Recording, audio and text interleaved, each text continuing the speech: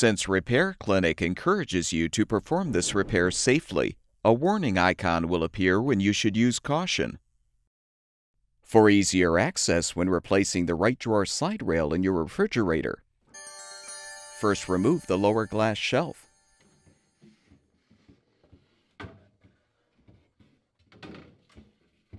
Now fully remove the right side drawer.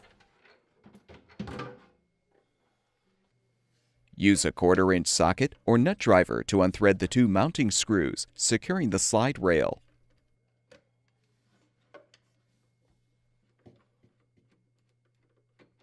Set the old rail aside. Prepare the new drawer slide rail for installation by applying some grease to the inside of the rail. Position the slide rail on the liner, then thread and tighten the mounting screws.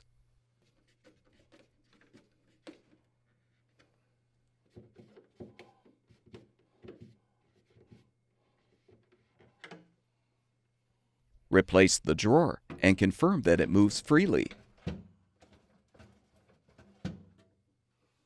Replace the lower glass shelf if applicable.